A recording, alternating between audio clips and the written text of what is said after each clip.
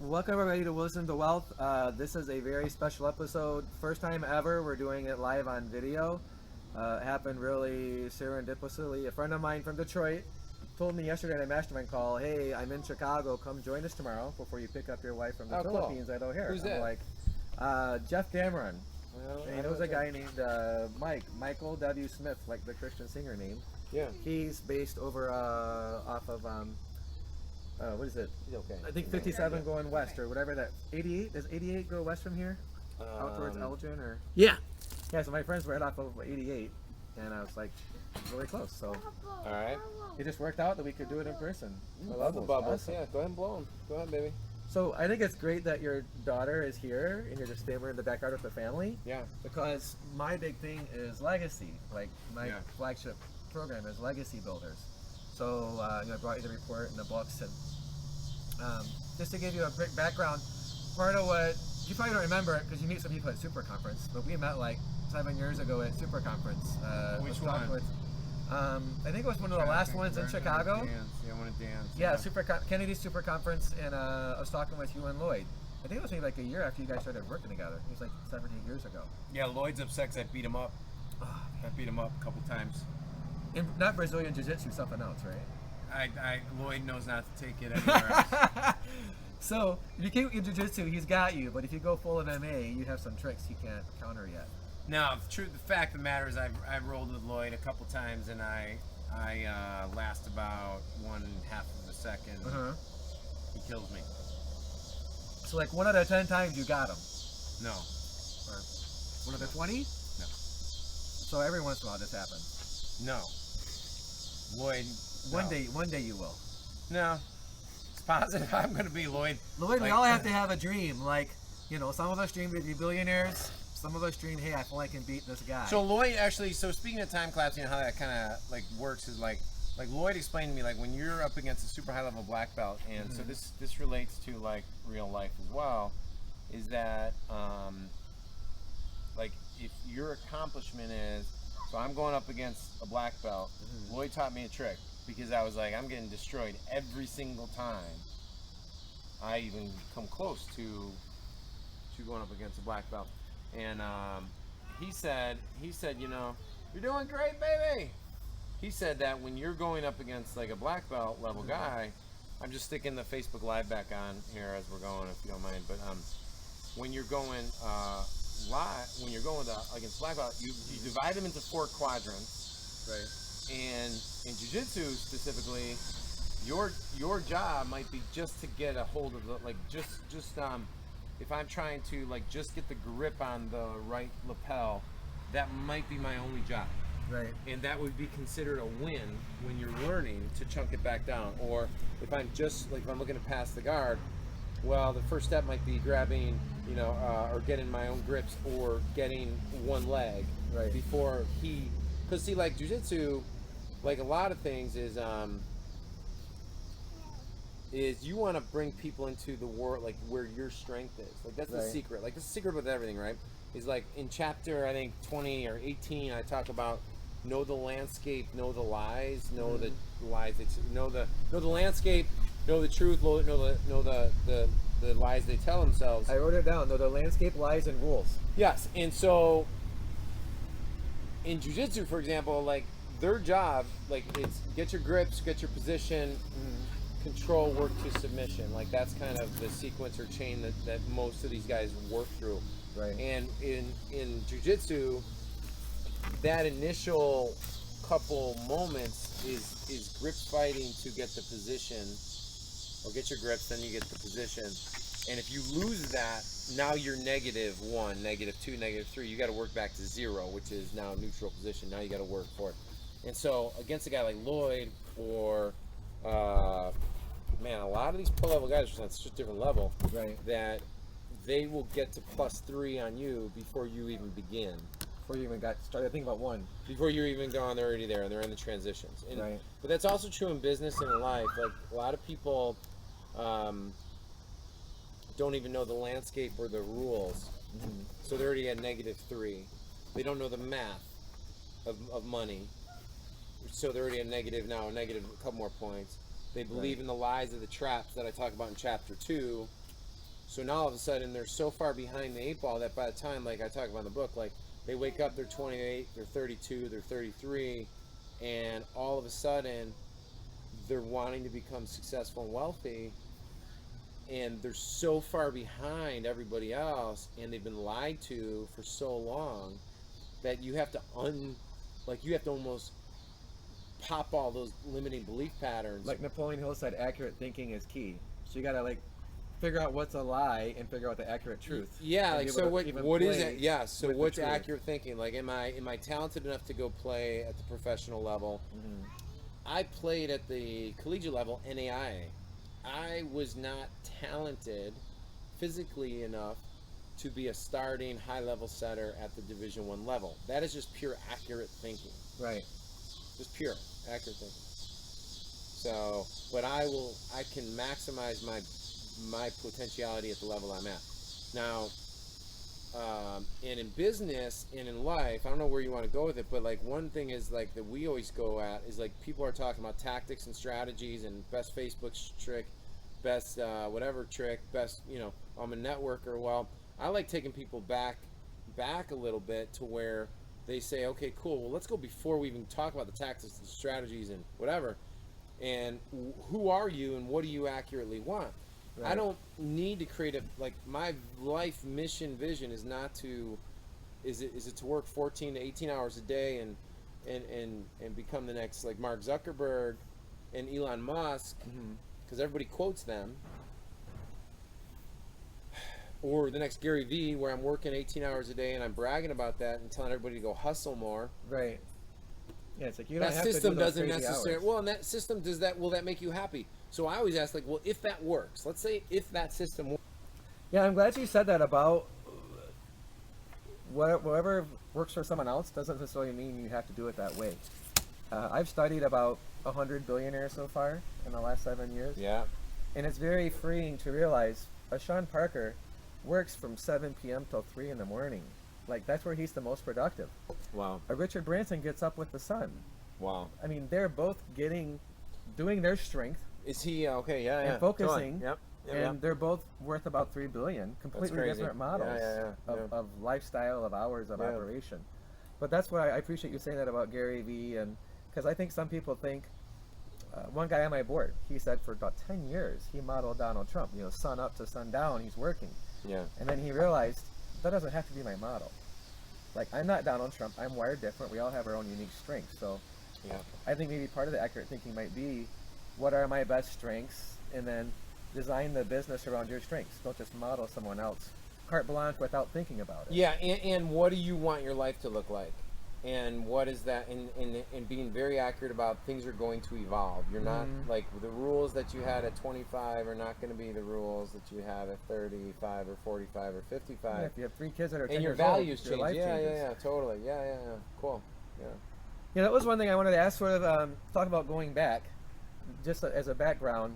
Part of what I thought was cool as I was researching you and watching some of your other videos is like, you had this great athletic background, and then you went into nursing school. So Yeah. I'd love to hear, like, how did that happen? You're one of multiple kids. I'd love to hear, how do you decide to go into nursing? I think that'd be cool to, I haven't heard you talk about that yet. Maybe Yeah, well, I was a business major, and I was, I remember my first 2 years in college, I liked economics.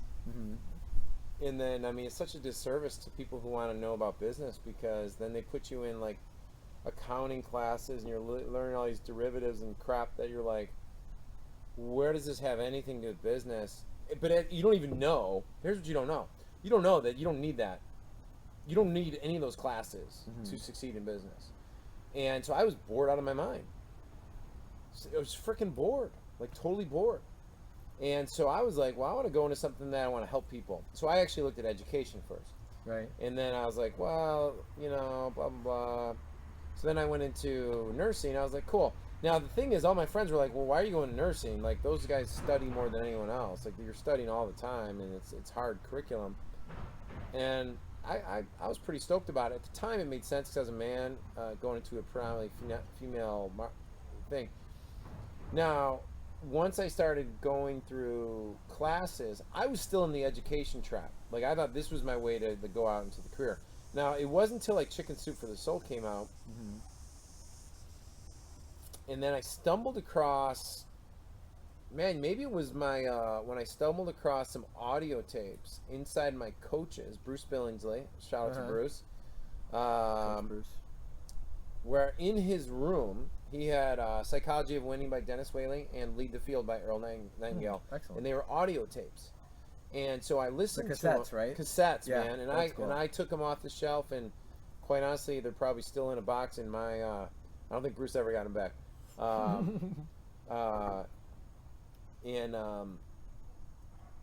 And that was the first time in my life I had ever heard you can go create what it is you want, that you live in this world where, like, and at the time it was just United States, but like you live in the land of the free where you can go create stuff and be an entrepreneur.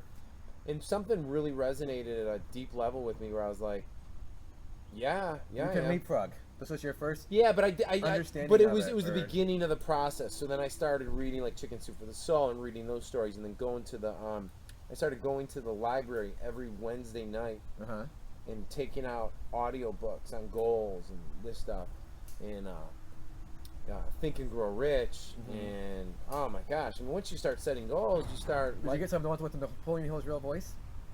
Well, I've listened to those, but I think the first thing I had was the book. Yeah. Right, he has like a super unique voice. Like you can really tell he was from the mountains of West Virginia or wherever it was he and lived you in. can get that stuff like you can get that on free. You can get that stuff free on YouTube now, which is great. Which YouTube in my belief system is literally the best thing ever, in combination with podcasts for getting great education. Someone in a village in Africa can get the education you got Wednesday That's night right. going to the library. That's right. Yeah, yeah, that's awesome. I remember I had a similar experience. The second Dan Kennedy Super Conference I went to, I think the first one Bill Rancic was speaking, and Yeah, the second Bill's great. one was Ivanka. I know Bill. Yeah, Bill has been at a couple Yeah, of my events. Yeah, and I remember he's so from the side. vividly. He's actually from Sandburg, right over here. Yeah. Oh, and next neighborhood over. A little bit. Yeah, a little bit. 20 minutes away. Yeah. Oh, cool. So I remember, like Kennedy said, don't wait for someone to declare you an expert.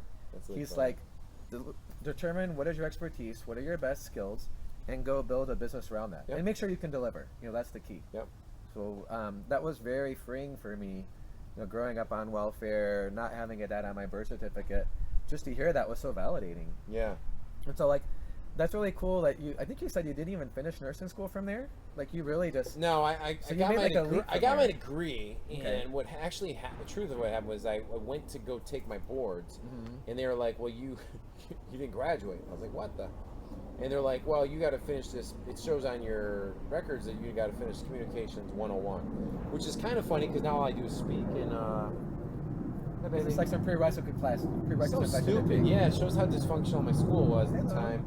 That they actually went out of business 3 years later. And it doesn't surprise. It's not a surprise. But anyhow, so by the time I completed that class, which I didn't take the class, I used my whatever, but I got my degree. I was 6 to 8 months already out of school. Mentally, I was so like, no, I'm gonna be an entrepreneur. I'm gonna be an entrepreneur. I'm gonna be an entrepreneur. That I tried studying for my boards. And everyone was telling me around me, like, you need to do it to have a fallback plan. And I was like, yeah, there's nothing, what are you talking, or a plan to fall back on? I was so brainwashed that, and even to this day I believe it, that you don't need to fall, like, I didn't need a fall, I needed plan Bs based on the direction I was going, not on a direction I didn't want to go into. Right. So... Do you think you were intentional, like the Vikings burn the ships? Like, I'm yes, going to make this work? Yes, very much so. I'm going to find out how to make this work. Zero question. That's awesome. Yeah. So I think that's really cool because, to me, my wife's from the Philippines, and I love the Philippines. Been there 10 times. I plan to move there. Very nice people. My friends call me a reverse coconut. Like I'm brown on the inside, white on the outside. Yeah. And so I love to do karaoke and basketball, and I'm really into Filipino culture. Cool. But one thing is they're super into traditional education. And I don't fight my wife on it, but I tell her, look, if the boys want to be an entrepreneur, let's offer them an entrepreneurial track. Get them Dan Kennedy courses. Get them Earl Nightingale. Like, give them a whole business curriculum. Yeah. Have them go do door-to-door sales, like Kennedy says. You know, every summer do sales. Yeah. And so I think that should be an alternative for our kids. And if you have a kid that's like a Gary Vaynerchuk that loves to sell, then why would you try to put him into the mold of, you know, the traditional education? So I think that it's teaching two skill sets and vision and passions, it's a customized world we have. I think we're going to see a very, like, in the next 5 years, I think you're going to see some rapid disruption of the education system. Okay, the return on investment just doesn't add up anymore at all. I mean, I know doctors who are great doctors who are 35, 36 who are still in debt. Still paying off the loan. Well, they're still getting education because they're not, you know, I mean, it's crazy. Or like for their CEs. Yeah, or just education. Well, but even like, you know, I mean, they're just still going through the process of trying to, and then they're going and trying to find a job. And like attorneys, like, you know, unless you know, I don't even want to go into all this stuff, but it's like that path. But like, here's the thing: is like there's guys who are testing out. Like, if you look at Peter Diamandis' work, if you look at what Yeah, they have Singularity University. Singularity University, they got. I mean, there's just so many great things. I'm trying to think of the guy's name here. I'll come to me in a Peter moment. Thiel? You know, Peter Thiel is paying young people not to go to college. I mean, yeah, he pays them to do a startup. Yeah, I mean, why couldn't you take video of the best curriculum in the country and create 6 versions of that, and then allow people to pay a tuition into like an online course? Because most college classrooms are just we're going to go over this curriculum anyway. Well, most kids know how to use a computer better. My wife and I spend more time on YouTube looking up the answers for helping our kids learn the stuff they were supposed to learn in school. And so Khan Academy's flipped the classroom. Yeah, I love Khan Academy for math. What's the guy's name? It's really bothering me here. It's just driving me crazy. But he's testing out some alternative. And there's so much, like, I learned from YouTube, podcasts, and then seminars, and hiring consultants and finding mentors, and everything I talk about in the book is what my process is. And then accelerated learning, what they're doing over at Quantum Learning. Bobby the Porter is doing great work. Kathy Colby at Colby.com with finding your unique abilities. So these are all things they don't teach in school. Like, why wouldn't you spend the first month of every year teaching the kids their unique learning strategies, where they excel, and customize their learning to them? Yeah, so that it's and most so effective. I didn't really think we'd go down this track, but it's like the one thing you got to look at is, are we going to out-educate the American student when other countries like China and even these, even in the Middle East and whatever, like, these kids are starting to go to school for 12 hours a day, and they're like putting in the time. So are we going to out-educate those kids, or do we need to teach them how to problem solve, to strategically think?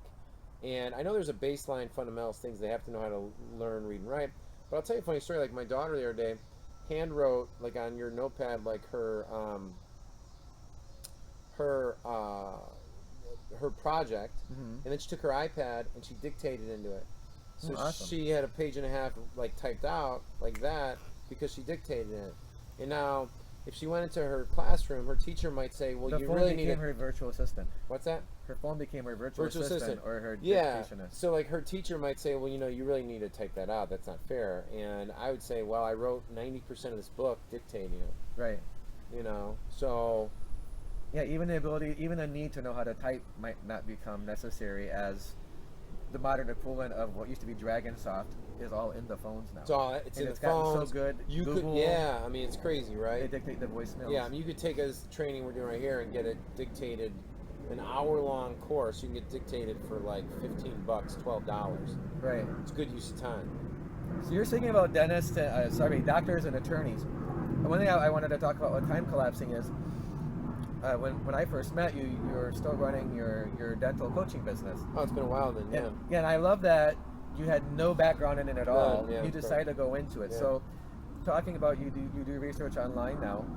How did you decide to go into that, and then how did you do your research? Like, Peter Diamandis talks about you want to get above the line of super credibility. So when he launched X Prize, he got all of the guys who had been to the moon on board to come to his PR launch. Yep. I don't know if you heard the story, but his board got pissed at him, and half the guys on his board left. Because he But got them in he there? took the $500K he raised. He had to raise $25K from 20 different people, and instead of working up towards the 10 million, he spent all of it on this huge PR thing. But he got all the astronauts to come, and that got him above the line of super credibility. Then the 10 million came in from the Persian League. That's great. So I thought that was really cool to me that you did the same thing with your dental business. What did you do to do your research and find their pain that you could address? So and you achieve know, credibility. Yeah. So what I think, what slight distinction is like. So what I did was, I did the old school research of going to SRDS, looking at how many newsletters were in the market, how many subscribers, how many magazines went to that market, called every magazine. But that's actually after. But so how I chose dentistry is I got a big old yellow fat pages out and literally sat on the floor and went through, counted how many pages for each category. And I wrote it on a yellow piece of paper like this. There's no math, no derivatives, nothing like that. And then I showed them to these mentors I had at the time, and they said, well, dentistry is the one we would probably choose because it's white collar. There was already guys like Ben Altadonna, Ben Cummings, and a few other guys who were already in chiropractic.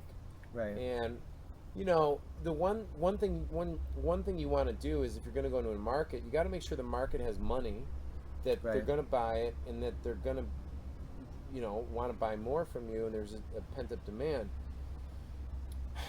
This is kind of basic, but I think I don't want to assume it, is like, when you have an idea, you got to validate it based on research and testing.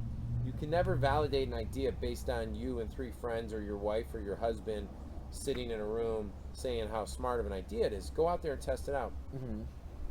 The first stage of that is to get the research, and if nobody's doing it, you either have a breakthrough idea or someone else has tried it and it's in the can and it sucks. Right. And so those are some of the things. What I never did in dentistry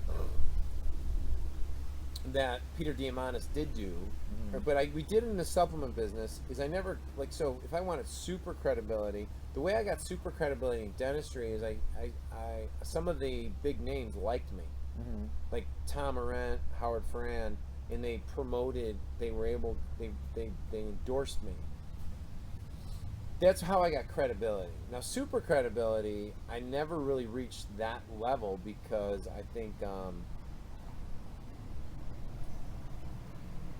I think super credibility is you have that board of directors of the best of the best of the best, and people are like flat out like, this is the best thing. I think I invited a lot of competitors in because I was a non-dentist, and my clients were happy, but in dentistry, or when we shifted into the supplement business, I went out and got an integrative medicine doctor. Unfortunately, he passed away. Before he died, though, we tested a lot of stuff. When he was on the cover of my stuff versus me or nobody, the conversion rates were much higher with him on it. So he had name and face recognition in the industry. Well, he had just credibility. Like, so if you had an integrative medicine doctor who had been through the medical track, but now was saying like, well, it's like if you made a juice and you have Jack LaLanne as a business partner. Yes, yeah, zero question. Yeah. Not or Drew Canoli. I'll give a shout out to Drew, or you know, my buddy Tom DeLau, or you know, like those guys have credibility in that space. That's super credibility. Yeah, yeah. With Time Collapse and Academy, there's super credibility. Myself, for example, there's nothing in here that I either didn't live, or didn't model, or didn't identify patterns of other guys. And so, like Tim Ferriss, you've been the guinea pig and you've proven all this stuff out. Well, like Tim though, like so for example, Tim's done so I know Tim. I highlight Tim in the book because he's a guy who I think has paved the way for podcasters to have something to really shoot for, and authors to understand a broader picture. I think he's paved the way for a lot of creatives, man, and probably didn't know that it, like, what I love about what he did and is doing is that he's a great example of a modeler, right, who is also now just trying cool stuff because he loves to do it. Seth Godin is who he interviewed. Seth Godin's also doing some cool stuff with education. So I don't want to go back to there, but that's who I wanted to give credit to. That's who you're thinking of. Yeah, but Seth Godin's also another guy who I've said this on one of my trainings yesterday. Like, Seth is like, hey, stop going out and trying to serve an entire market. Right. Go create something amazing for 3 people that you're passionate about, that you would just like go crazy about. Because if 3 people think it's freaking amazing, with social media now and the internet, that can go worldwide. Now the whole world is Passionate your promoters can go viral. yeah. So We have a passionate promoter right here. yeah, next my door. dog next door doesn't really know that we're doing an interview. Hey, I like this. Ireland comes up. It's exciting. Yeah, Ireland's awesome. I know. Once Eddie's awake. So in terms of that, I appreciate you sharing some of how you operated in the dental space. I read 12 Months Millionaire with Vincent James. Great And he book. talked about how he got up Great to book. 8 million in 18 Yeah. months, I think, of revenue, monthly revenue. And credibility. Gary Halbert says it's the best marketing book ever. That's an amazing endorsement. Pretty good, yeah. And basically, there's Kennedy, him, and forgive me, Jay Abraham. I consider them the modern holy trinity of marketing before Gary died. No, I'm a Christian. No disrespect to my fellow Christians. Yeah, no one's gonna get offended. But it was just amazing. That was who'd great. you say? Kennedy, Abraham, and Halbert? And Halbert. Yeah. That's what I wanted to ask you is Levesque talked about serving. Yeah, and there's right. two schools of thought. About billionaires, people have different models. So Jobs says go create something that people don't know they want. Well, You're such so a like, visionary. yeah. And so, Levesque says yes, go survey yeah, the market, yeah, find a need other people aren't serving, and fill it. Yeah, exactly right. So in Tying the book, into your in the passion book and what though, you that's wanna right. do. In the book, like even like was it Ford that said if I would have asked people what they wanted, they would have said we would have wanted faster horses. Yep. Yeah. And so I'm a big Henry it's a Ford fan. little bit of an argument of like, it's not an argument, but it's a frame of mind. And I think this is a flexibility of the mind thing of being like, hey, are we trying to see around the corner, which everybody should be? All right, so here's how it works, right?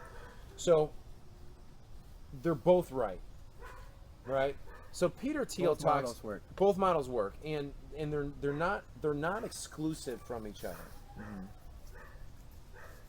You know what, Peter Thiel?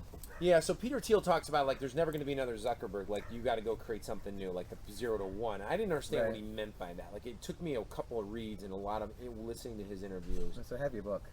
It's a heavy book, but it's genius level. And then this is why I think you should go listen to interviews, which is why I'm a podcast fanatic, because patterns of these people and worldviews are found inside. So check this out, right? So this is what I teach in this. I tell us the art of reality bending, right? So what if you just adopted Ryan Levesque's model? Become a super survey. No, ninja. verbatim. We just go look. Here's the survey model, right? Right. And then, let's say we're gonna take who's the first person you mentioned about like Jobs. And so what did Jobs say again? Jobs said people don't know what they want until you offer Yeah, to them. so he's gonna You're go. the creator. Yeah, so he's gonna go and then just create this thing on here, right? So why are they exclusive? They're not exclusive, right? So people are gonna tell you what they think they want. This is why I like masterminds. This is why I like most guys. This is why I don't like the whole model of standing up and saying, "This is what I want to tell everyone today, and this is what I need help on."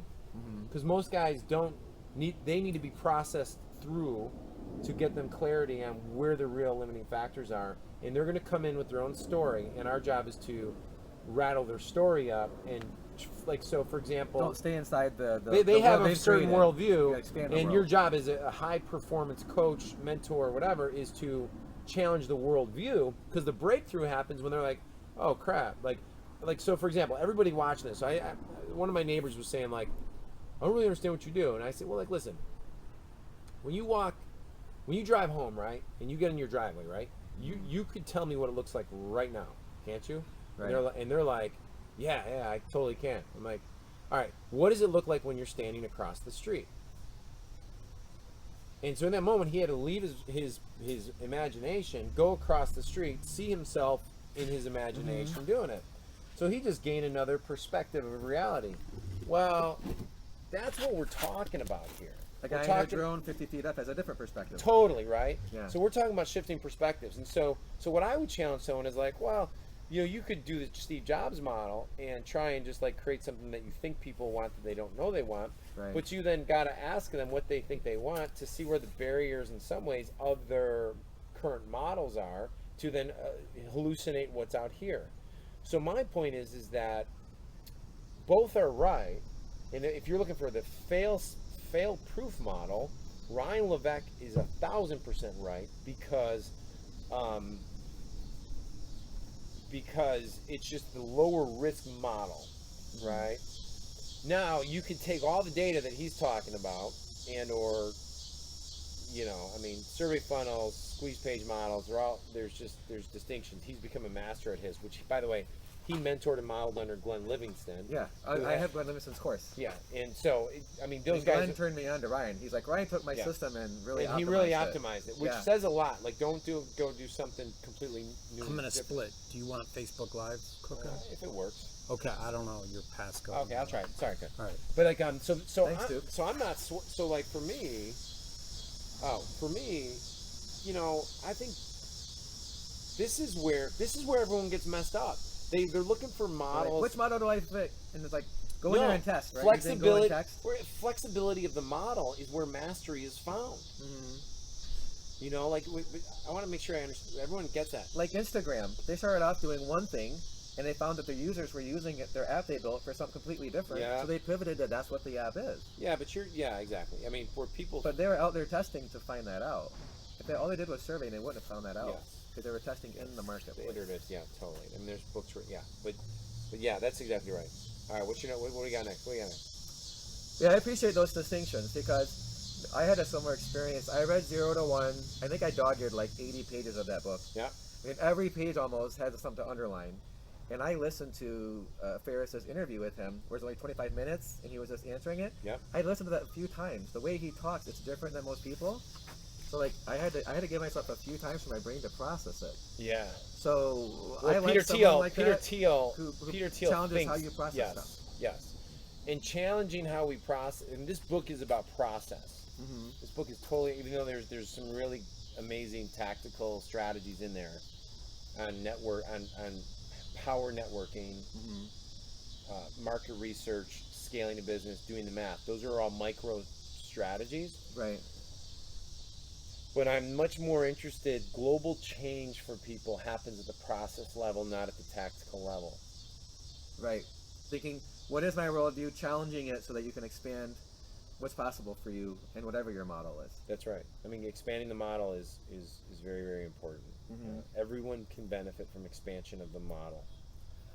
Yeah, I appreciate you sharing that, Ed. Well, one thing that I really love that your book covers is, and granted, this is a tactic here, but I think it has That's very okay. Yeah, I broad have a lot of application. tactics now. I can do tactics all day long. You know, I mentioned earlier I don't have a dad on my birth certificate. My stepdad told me he wouldn't adopt me, and that was a real blow. I basically don't remember my life before age 6. Like, that was my protection mechanism. Was I couldn't handle that rejection. I just blocked everything out. So I love that you talk about think into the future.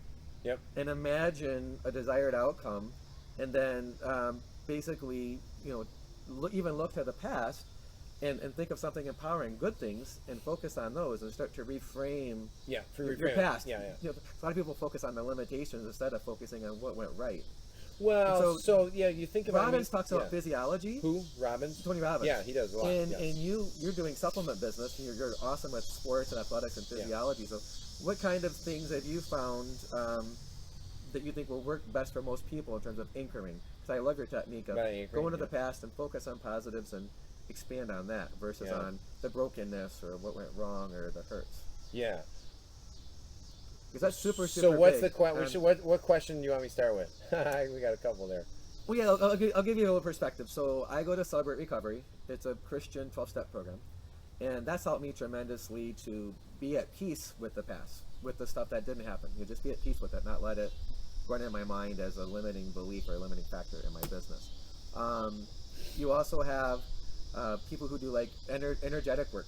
They do like release work. Yeah. So I just love to hear your philosophy because you work with high level people. Yeah. So a lot of guys, I actually wrote a blog about this today, and I posted is that like if you go to a mastermind or an event, and a guy up there saying like I'm having a trouble with this, and he's like having trouble with a blockage. A lot of guys want to like process him out. Well, tell me about where is this coming from? Where does this root cause stuff come from? A lot of that stuff is old cognitive psychology or therapy, and the fact of the matter is NLP has proven this.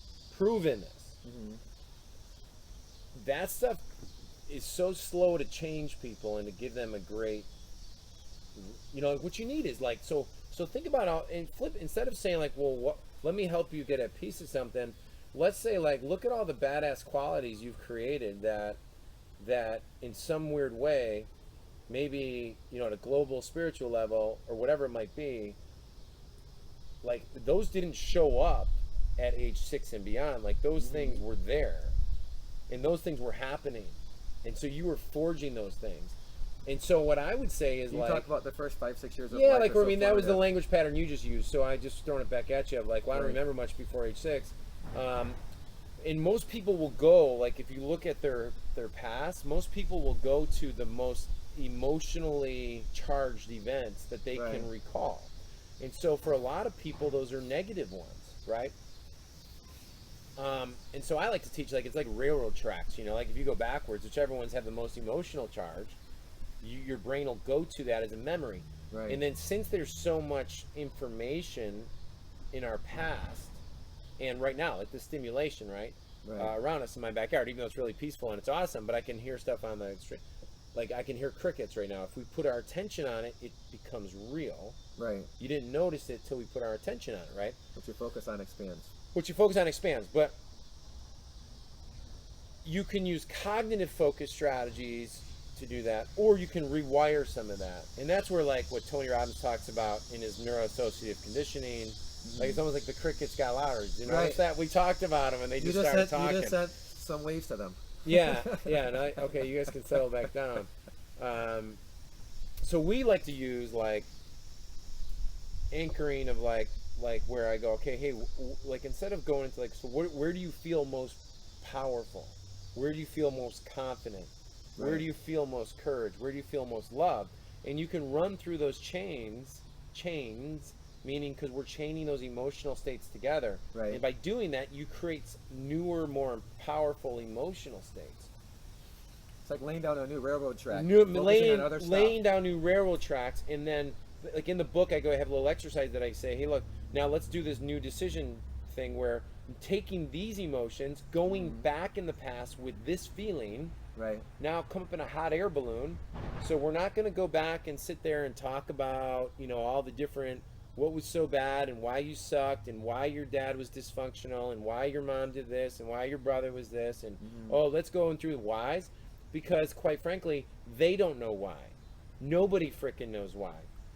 There's so much information going into people's filtering systems that you cannot cognitively process that. You can cognitively come up with a story that makes sort of sense, Right. so you can live with it or come to peace with it. But the way you do it is you rev up the emotional state, you create new chemicals in the brain, you fly above it, and then you go look at it and you go, okay, what if that person had these types of resources? And you look at it from that perspective, their perspective, other people's perspectives. How differently would they have behaved and acted? Right. And if you stop and think about it, most people, if they had your best resources at that time, Right. would have acted totally differently. Like the guy who was an alcoholic, drug addict, whatever. Well, if you take him back before he went down that path and you gave him the resources prior to it, he would have acted totally differently. Right. He just didn't have the resources. And then you go, like, let's go back even to his past history and look at his parents. What if we gave them those resources? Oh my God. Now you're talking about different pathways. And so since your brain doesn't really know, like, it doesn't have judgment except that which we apply to things. Yeah, the subconscious just accepts what you give it. Accepts what you give it. You can rerun and give that guy, like, bless that guy by giving him resources. And the way you do it is you have to stay disassociated, and then you do it. And then you can go back down and go, like, now imagine from your own eyes views or his eyes views how differently things would have been if he had this. Right. And what I found by working with many, many people is that most people process out, like, going, wow, if he would have had this or she would have had that, they would have acted totally differently. Right. And then they could heal that because they're like, he just didn't have that. Like almost like you understand it differently. Right. So that's why trying to process that out, like, oh, the reason why you're this way is because of this and because of that. Well, yeah, but also maybe it's just because you are that way, and everything that's happened has set us up to move forward in a very combination of empowering way. experiences that you experienced, Yeah. and the talents and gifts God gave you. That combination of that led you to today. What I found a shift for myself at is saying, and I've recently been doing this real actively, saying, all that stuff, the no dad and the birth certificate, that all serves me. That enables me to empathize with someone who deals with those issues. And so that's a gift to me. Instead of seeing it as a negative or limiting thing, I see it as a positive. So I'm really intentionally just choosing to accept that as that was the best for me, and it gives me empowerment and viewpoints that other people just might not have. And so that's really helped me. It's like I'm not asking questions. I'm not trying to get to the why. I spent 4 years trying to do that, and I figured out that's not the best use of my time. So I appreciate you, you sharing that. That's really powerful. Yeah, like even for me, from the age of 12 to 18, I beat myself up that my brother was molested by 2 people when we were kids, and for a year I was sleeping in the same bedroom. Yeah. And I was like, I'm his older brother, I should have protected him, all this stuff. And then I finally came to realize, like, this isn't serving me.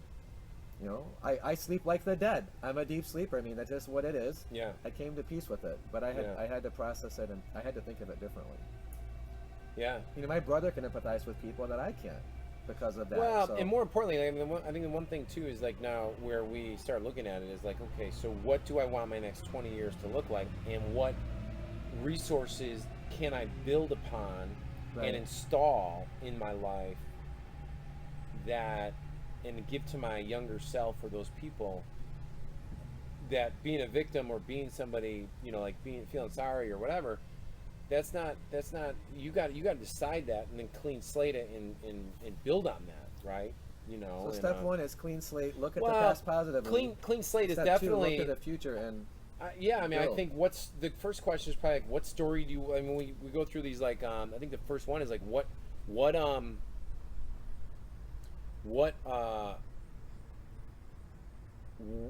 wouldn't it be like what's the freedom question, which is chapter 3 or chapter 4 in this.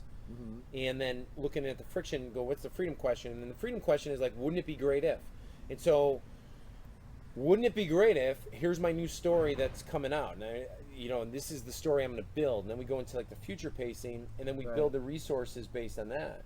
Mm-hmm. I tell this story from stage, but it's a good one where like I met this kid Danny who was having nightmares and couldn't sleep, whatever.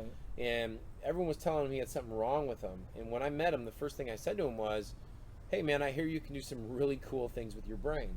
I reframed the positioning. You took your perspective and imparted it to him. Well, I just changed, what the meaning of his ability to scare the crap out of himself was. Mm-hmm. Like, you can scare the crap out of yourself almost better than anybody I ever met. In fact, you can do it so good that you got your whole house worrying about you right now.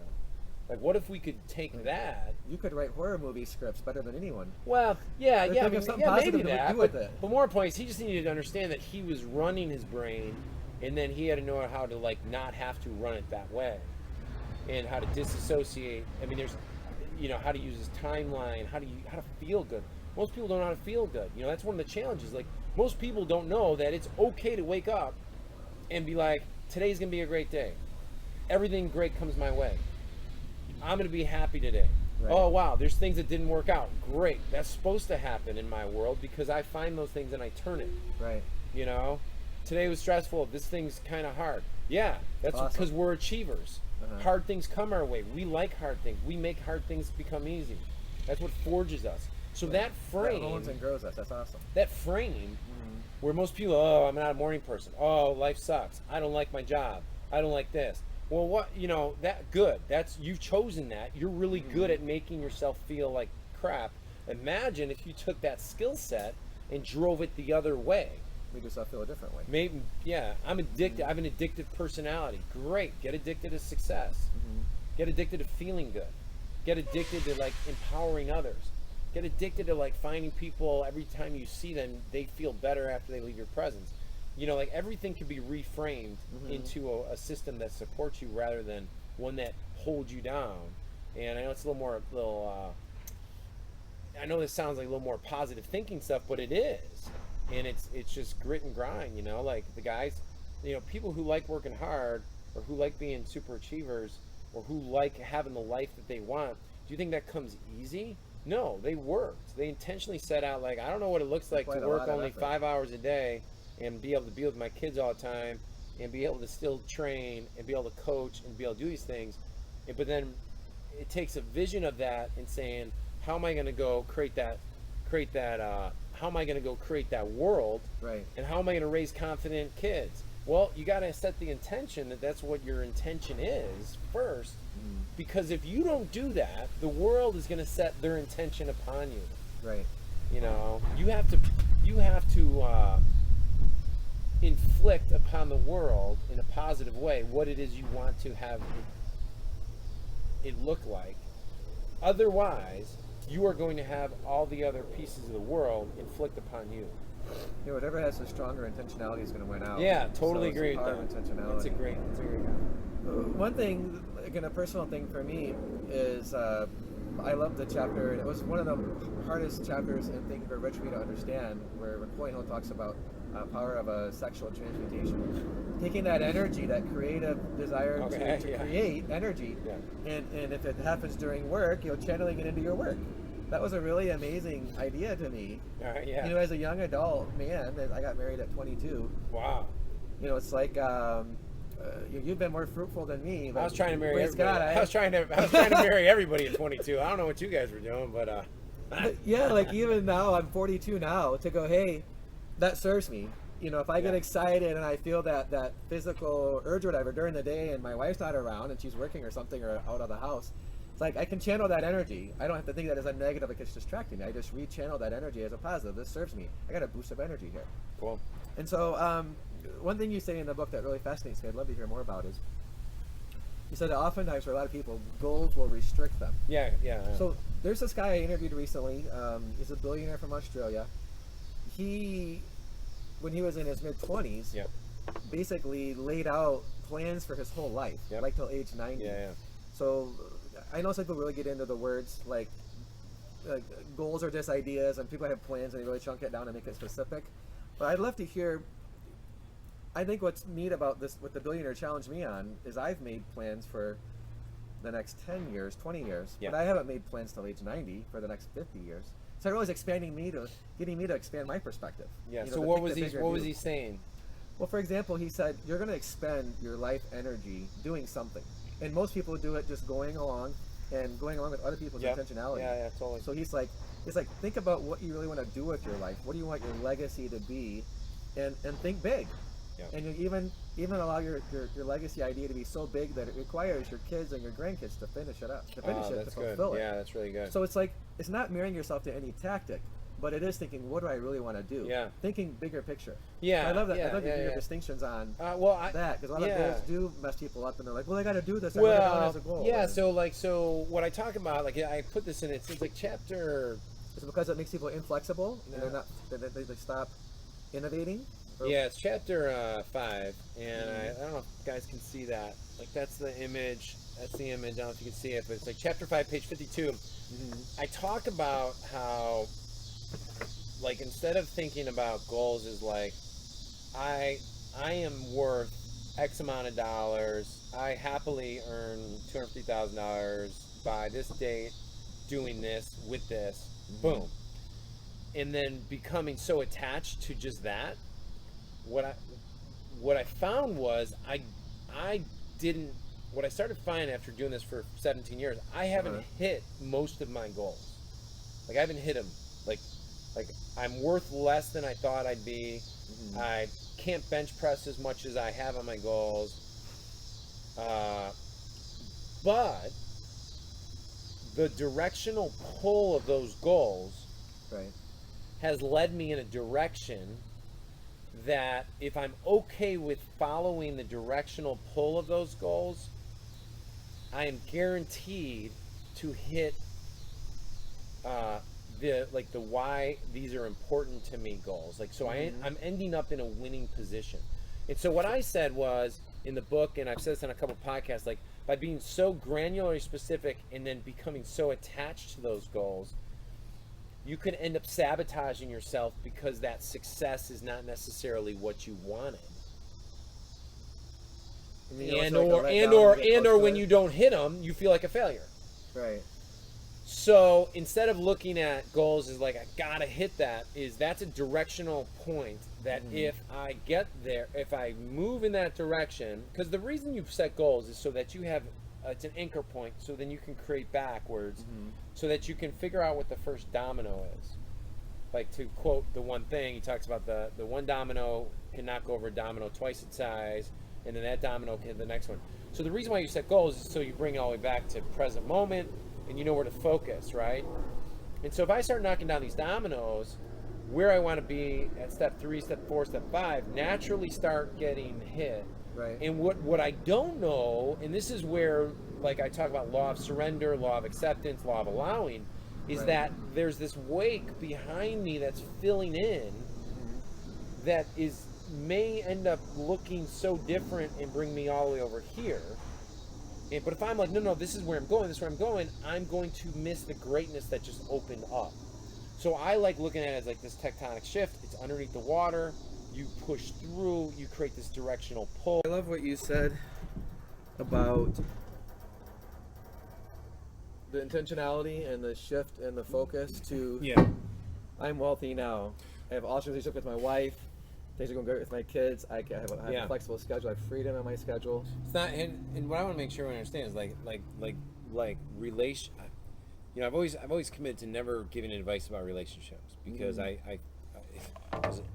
all those guys who are relationship gurus are like all divorced. Yeah, I know, it's sad. It's Men are from Mars, women are from yeah, Venus. you know, but the only thing I want to share there is like the relationships with the kids and like spouse or those that are close to you are not always going to be perfect.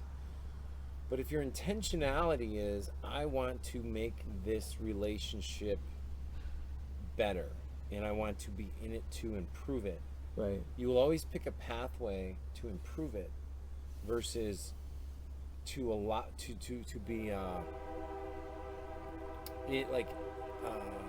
what is it called when you don't care? Yeah, like oh, I hate you, or I just don't care anymore. Like if you don't care, that's just the pathway to definite destruction of a marriage. You know, or without sometimes anger without or being intentional working on something, it's going to atrophy naturally. Yeah, exactly. So You don't know, let like- it atrophy. Yeah. So It's like nurture it, water it daily like a plant. you have to work at it. Yeah. So or intentionally put good things into it. So yeah, I think I believe I think I see a lot of consultants and guys out there right now that are like, no, you need to work more, hustle more. Well, if you're hustling, I mean, like, I've asked a room of people, like, do any of you think you're slacking right now? No one raises their hand. No one freaking raises their hand. People are busier than they've ever been before. It's not their lack of effort or hustling. It's usually they either have inaccurate they don't have a proper strategy, they don't have the right tools, they're too scattered, there's misalignment. Like, so I'm a big talker about getting aligned. That's where speed comes from. Right. And fulfillment and wealth comes from alignment, not getting five inches deep on 10 opportunities when you need to get 12 inches deep on one. You know what I mean? Yeah, I read the Pickens book, The First Billion is the Hardest. Yeah, well, He says, I'm 3 feet wide and 5 miles deep. He's like, I know this area of the oil business like nobody else. Yes. In this area. And yes. so you're saying, be real focus on a few strategies and go deep on those. Yeah. And that's where the speed and the wealth can come in. So guys like me and you, like, you know, like, to create $1 million business is really not that hard. If you do the math, it's $3,300 a day. Something like that. You hit around, you know, you know, and if you have one good proper sales model online, I choose mostly. You can do it in direct mail, you can do it, but I look for automated systems. Just do the math. I think it's, in chapter like 5 or 6, I go over like the money math of leapfrogging into it, and the only difference between like people that only go like 100,000 or 1 million or 10 million mostly versus like billionaires, like is that the market model and the size is bigger and the opportunities are bigger. or the scalability is bigger. But if you look at all their business models, it always comes down to the core sales machine that they have to optimize, and the product's got to be good. But Like they build an amazing control with a great product that keeps getting bought, and they just keep growing it. And growing yes, it. yeah. It's like what you just said at a much bigger scale. At a bigger really scale. Focus on 2 or 3 things and do it amazingly. Yeah, and you know, I would say nowadays the quality of a product matters more than it did, say, 7 or 8 years ago, purely because quality is usually something that's an after effect after the purchase, Right. which does affect repurchasing. But now in the day of word of mouth and Amazon reviews and people look for reviews, Bad quality can kill you fast. bad quality can kill you fast. So like Right. we're like tech startups and companies that are looking for the next innovative breakthrough. The quality of the product does matter a lot more than it did, say, 7 years ago. You can't do the Microsoft. No. We're not besmirching Brother Gates, but you can't come out with Windows and fix it 6 months later. You got to like have it better than that, more like the Apple model of wait another 6 months to release it, but it's way less buggy when it comes out. Yeah, So I that mean, the bad there's word some of mouth truth to doesn't that. go Yeah, I around mean, quick. there's some truth to that. Yeah, Yeah, I think it's a great insight. there's a lot you of truth shared. to that actually. In fact, like Seth Godin, to speak of him again, like I have the book right inside. I just walked by it. It was called like the viral, not the viral bugs. It's the same thing. But he talks about like the idea virus, and I think he actually came out like 5 or 6 years ago, and he just talks about. And I'm like, that book is more relevant now than it was when he came out. It's with gotten it. more and more relevant. It's The gotten more and viral more effect relevant, has become more and more strong. Yeah, so I would suggest everybody, and I think that aligns with passion hunters, like people who love their passions. If it's good, you know, there's more opportunity for them than there were before. Where like when you brought up like Halbert, Kennedy, and Abraham, Gary Halbert would have destroyed all of you guys if it was a head-to-head contest in any market. If Right. it was a pure direct response play. Well, there is no such thing as a pure direct response play anymore, because you have to have the reputation, the social play matters now. And so Gary and Dan and like that generation back 10, 12 years ago were very, very into dry testing, get it out, create it after you make it. And Right. nowadays, I think you'd run into a lot more problems. Yeah, on the marketing side, they jump out of the plane and build a parachute on the way down. Yeah. Just keep split testing and make it work. There's some validity to it, but it's just, you got to know the landscape. And it ties in with your speed thing too. The Family Crest business.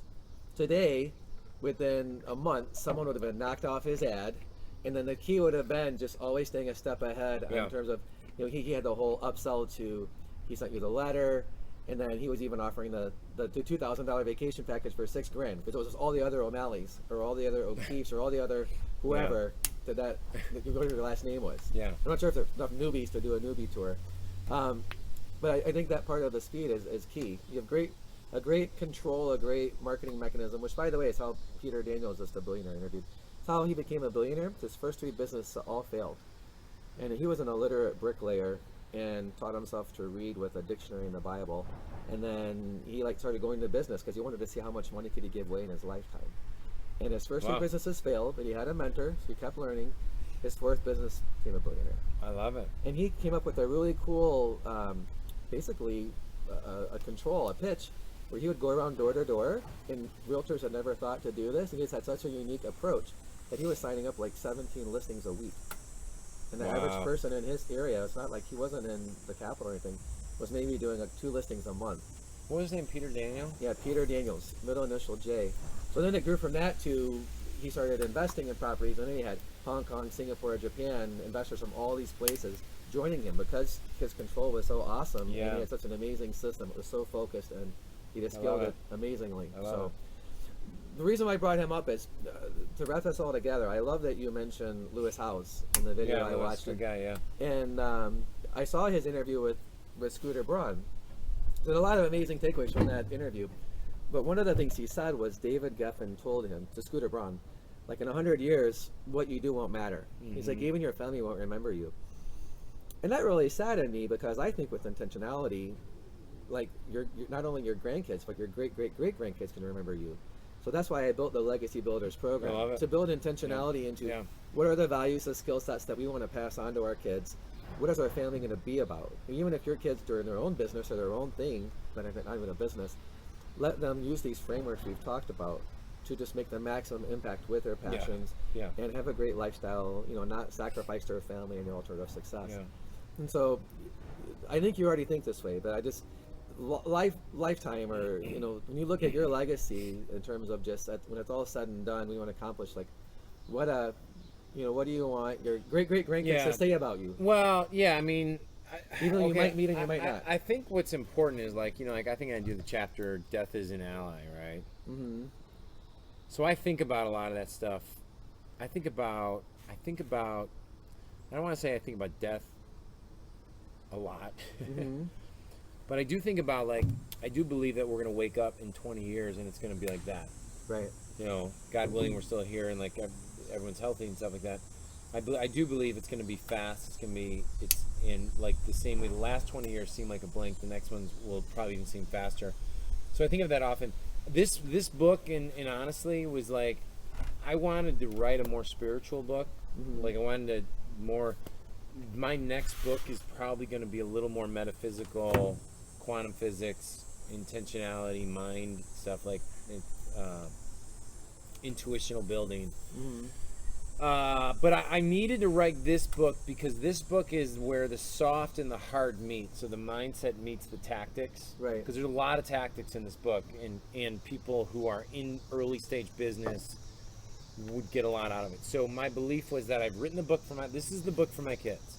Right. And like, this is the book that Ed needed 5 years ago, 10 years ago, 17 years ago, and I still need. When I wrote this book, I felt a lot about it.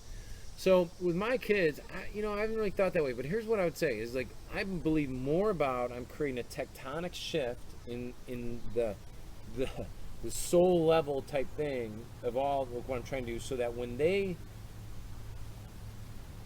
come to this planet, there's another level of what's possible for them.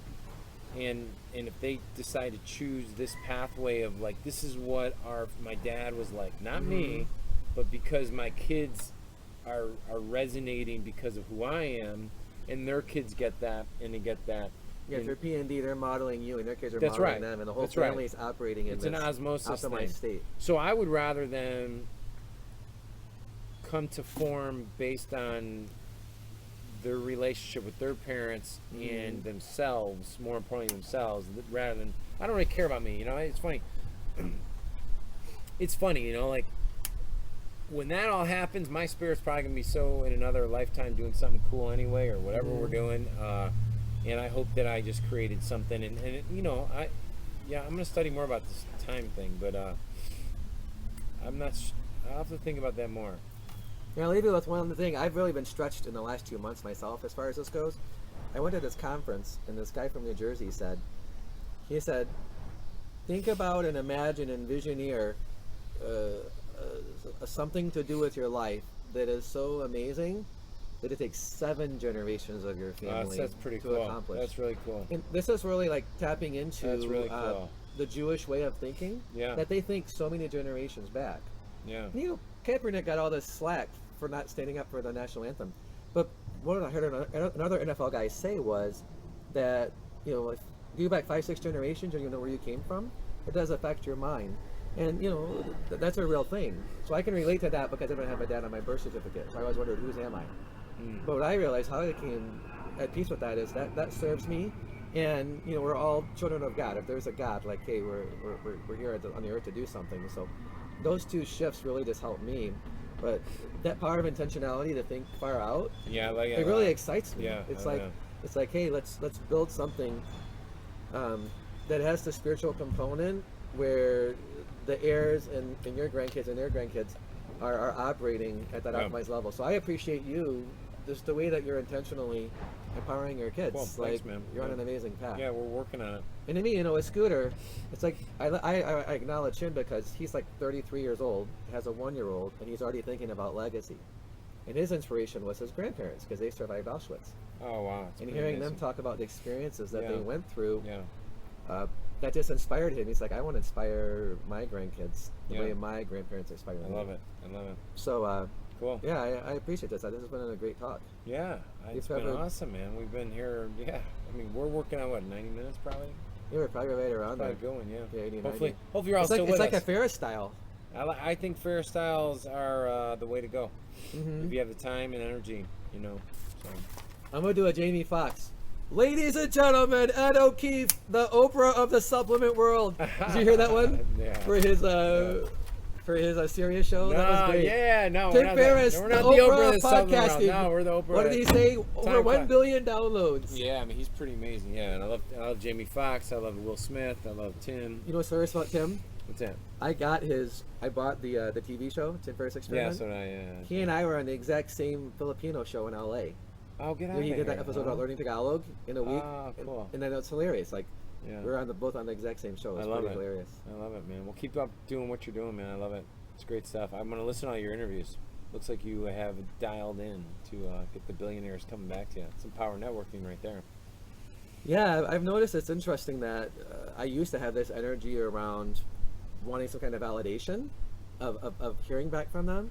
But I'm just realizing it's just message to market match. You show up confidently, you show up curious, you show up acknowledging them, wanting to serve them. Not many people show up for them that way. Most people show up, give me, and that's what they're used to. That's why Yeah. they're so guarded. So Yeah. that's by God's grace I'm having a 10% response rate. I hope I can maintain it. Well, you know, if you look at that, I think if people take that mentality and realize, if you just decide to be a giver, Mhm. and you have a monetization strategy in mind of like, this is my business, this over here is my business, and then this business affords me to like do these power strategical relationship strategies that I don't need anything from.